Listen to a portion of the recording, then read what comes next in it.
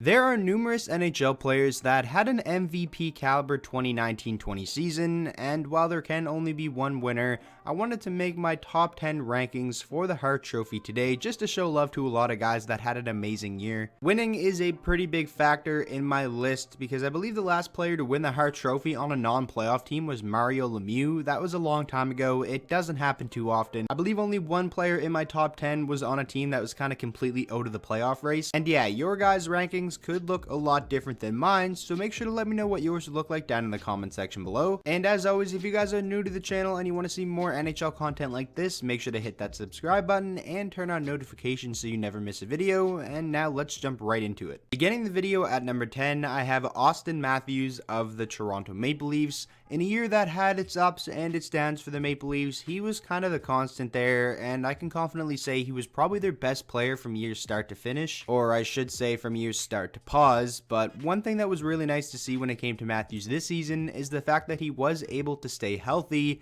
as opposed to the last two seasons where in both of them he missed a good chunk of games. Overall, just a fantastic year for Matthews, a career high 47 goals, which is second in the entire NHL behind Pasternak and Ovechkin, who are tied for first with 48 goals. Right now I have him at number 10 on my rankings, but realistically spots 5 through 10 could all be interchangeable depending on your opinion. Coming in at number 9, I have defenseman for Washington, John Carlson. Just an incredible year. He would definitely be my choice right now for the Norris Trophy as league's best defenseman. 75 points in 69 games, some pretty incredible offensive numbers, and honestly for a lot of the year it looked like there was a strong possibility he could break 100 points, and that would have been pretty insane considering the last time we saw a defenseman reach that mark was Brian Leetch in the 91-92 season. And of course, when it comes to defensemen, it isn't all about points, but John Carlson's game was just so dominant this season that I really had trouble finding people that should be on this list ahead of him. So yeah, John Carlson gets the number 9 spot for my rankings. Next up at number 8, last year's Hart Trophy winner Nikita Kucherov of the Tampa Bay Lightning, whose point totals are definitely down a good amount from last season, but still had a really good year on one of the best teams in the National Hockey League. 82 points in 67 games for Nikita Kucherov, as opposed to last year when he had 121 in 82 games, which is just so ridiculous. I feel like on a dominant team like Tampa Bay, you have to put up some groundbreaking numbers to be awarded league's MVP, and that is exactly what happened last year. They had a historic season, and then unfortunately the playoffs happened and everything fell apart, but if you ask me,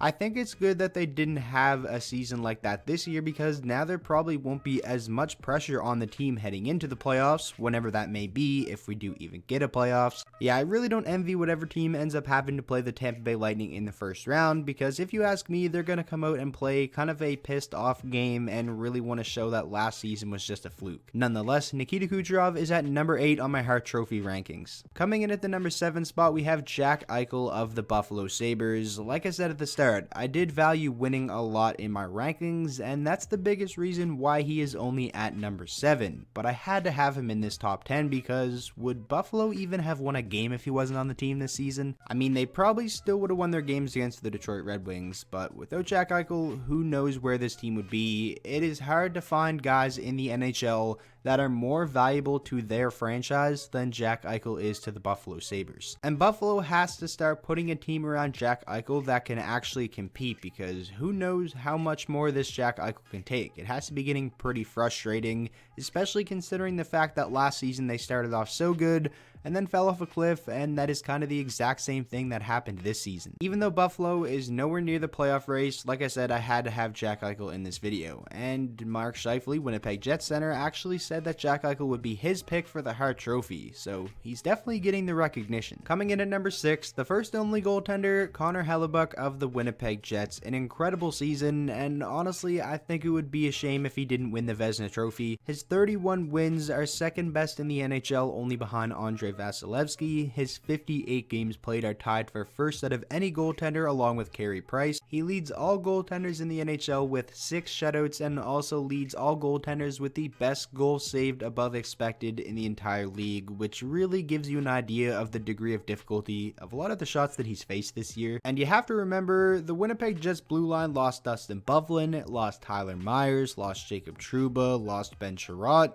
It was kind of a makeshift blue line in front of Connor Hellebuyck this season, and overall I think he and the blue line did a pretty good job. I don't see any scenario where with O'Connor Hellebuyck this team would have been anywhere near the playoffs. I mean, Laurent Brossoit had a pretty bad year as his backup. It was a very easy decision to have Hellebuyck in this top 10, so yeah, he currently comes in at the number 6 spot. Moving along, at the number 5 spot, I have Connor McDavid of the Edmonton Oilers. An incredible season, 97 points in 64 games. We all know how good Connor McDavid is. I've said multiple times on the channel before that I believe he's the best player on the planet right now, and this season it was nice to see the Edmonton Oilers finally have some team success to go along with Connor McDavid's individual success. The only reason he's at number 5 for me is because he did miss a couple of games this season, and there is another player on the Edmonton Oilers that was just so incredible this year that I think deserves the Hart Trophy a little bit more than Connor McDavid that we're going to talk about a little bit later. McDavid holding the number 5 spot really just shows you how many players had an amazing season, and what's 1 year to Connor McDavid? I'm sure he's going to win multiple more Hart Trophies throughout his career, and if I had to give my early predictions, I would probably pick him to win it next season. At number 4, I have David Pasternak of the Boston Bruins. I remember early in the season, everybody thought that he had a real chance at scoring 50 goals in 50 games. He was just scoring at a ridiculous pace. Of course, he did slow down a little bit, but still has 95 points, 48 goals in 70 games played, which is pretty incredible. Some of the things he pulled off this season was just pretty crazy. He was definitely one of my favorite players to watch in the entire league, and definitely one of the most exciting players to watch. The Boston Bruins being the best team in the NHL this season with a 44, 14, and 12 record, and his dominance I think definitely makes him a contender for the Hart Trophy. One of the knocks against him could be that he plays with some incredible players in Patrice Bergeron and Brad Marchand, but still, you have to give him some recognition. While I don't think he's going to win it, or maybe not even be a nominee, I definitely think he's in the top 5. Getting into the top 3, at the number 3 spot, I have Artemi Panarin of the New York Rangers. Honestly, it was a pretty easy decision for me to have him at number 3. The Rangers went on a pretty incredible run the last month before the season got paused, and really brought them right into the thick of things in terms of the playoff race. 37, 28, and 5, 79 points, 2 points behind Columbus for that second wildcard spot, and a lot of that had to do with, of course, the dominance of Artemi Panarin, and also I'll give a shout out to Mika Zibanejad, who was amazing for them too. Panarin with 32 goals, 63 assists for 95 points in 69 games. Some pretty amazing numbers, a career year for him by far. And I've said on the channel multiple times, he proved me wrong in a big way this season. I kind of thought the New York Rangers had overpaid for a winger that was very good, but not necessarily one of the best in the league, but man, did he ever show that he is definitely one of the league's best players this season. And I'll be pretty surprised if he doesn't end up being one of the 3 finalists for the Hart Trophy. Moving on, at number 2, I have Nathan MacKinnon of the Colorado Avalanche, and honestly, I do think he has a chance to win the Hart Trophy.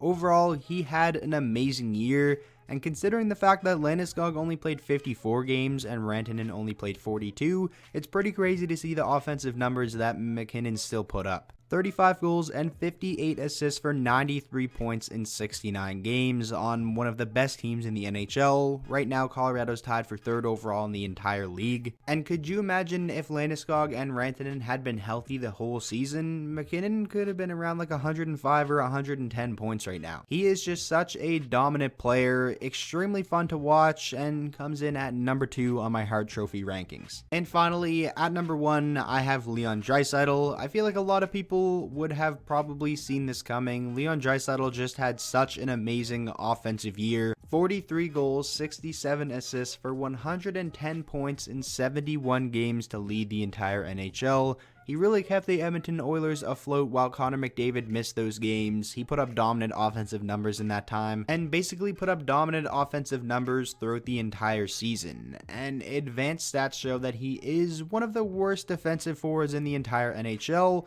but I'm sure the Edmonton Oilers don't mind because he makes up for that with being such an amazing offensive talent. It'll be pretty interesting to see how the Hart Trophy race actually pans out, depending on if we do get some more regular season games or not. but I definitely think one of the winners will either be Leon Draisaitl, who will probably be the winner, or Nathan MacKinnon or Artemi Panarin. But if I had to guess, I think those three will be the finalists. That is going to do it for my Hart Trophy rankings. I really hope you guys did enjoy, and like I said at the start of the video, if you did disagree, make sure to let me know what your rankings would look like down in the comment section below, and ultimately, who do you think is going to end up winning? And of course, if you guys did enjoy today's video, please make sure to go down there and drop a like on it, and if you are new and you have not already, make sure to go down there and click that subscribe button for some more NHL content, and I will see you all in the next video.